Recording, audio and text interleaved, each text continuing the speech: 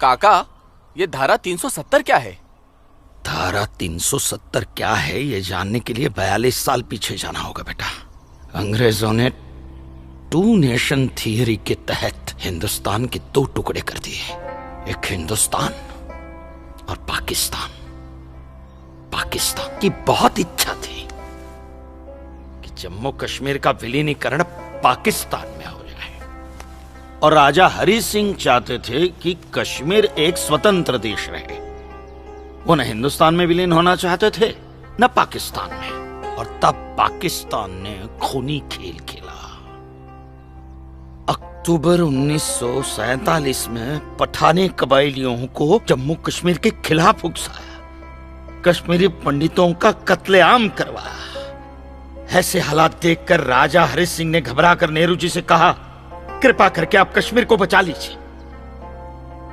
मैं ऐसे हालात में चाहता हूं कि कश्मीर का विलीनीकरण भारत में ही हो जाए, सेना भेजिए। लेकिन जब तक भारतीय सेना कश्मीर पहुंची बहुत देर हो चुकी थी। न जाने कितने कश्मीरी पंडितों का कत्लेआम हो चुका था। कश्मीर का 1/3 हिस्सा पठानी कबायलियों ने अपने कब्जे में कर लिया था। लेकिन अपनी इस नीच हरकत के बाद भी पाकिस्तान बाज नहीं आया।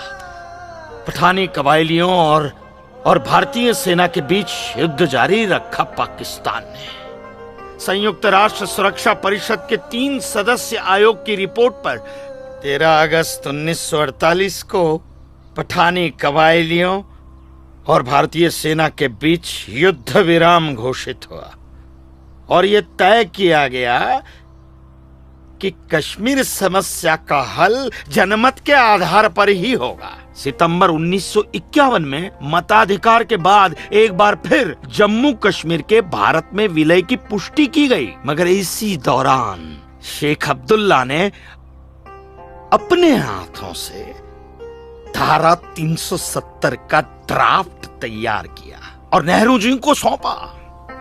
सरदार पटेल और अंबेडकर साहब की मर्जी के खिलाफ 1952 में नेहरू जी ने इसे लागू भी कर दिया। इसी धारा 370 की वजह से नेहरू जी ने कश्मीर को एक ऐसा विशेष दर्जा दे दिया जिसमें जम्मू कश्मीर राज्य ने हिंदुस्तान से अपना एक अलग संविधान स्थापित कर लिया।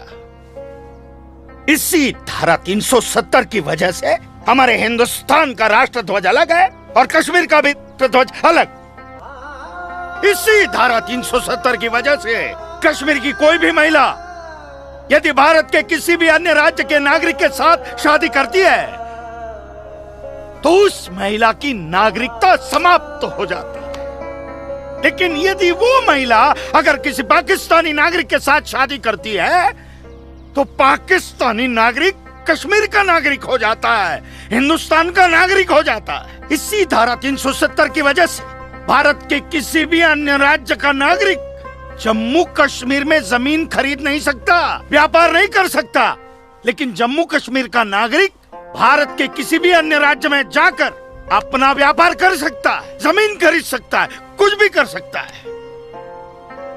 अरे बिग लैंड एबोलिशन एक्ट क्या है पता है? यदि जम्मू कश्मीर का कोई भी मुसलमान जमीन ठेके पर लेकर खेती करता है तो कश्मीर की सरकार उस हिंदू को बिना मुआवजा दिए वो जमीन जबरन उस मुसलमान को दे सकती है। ये है बिग लैंड एबोलिशन एक्ट, ये है धारा 370-35 से, और इसी का नतीजा है ये गिरधारी जी का फैसला। और सिर्फ यही नहीं, ये जो सरकार की ऋण निरस्तीकरण योजना है ना, इसके अंतर्गत उन सारे मुसलमानों का कर्जा माफ कर दिया जाएगा जो उन्होंने हिंदुओं से लिया। बताइए। सरकारी नौकरियों में 5% का आरक्षण हम हिंदुओं के लिए किया है। सारे हिंदू कश्मीर से चले जाएं, यही चाहता है पाकिस्तान और यही चाहते थे शेख अब्दुल्ला।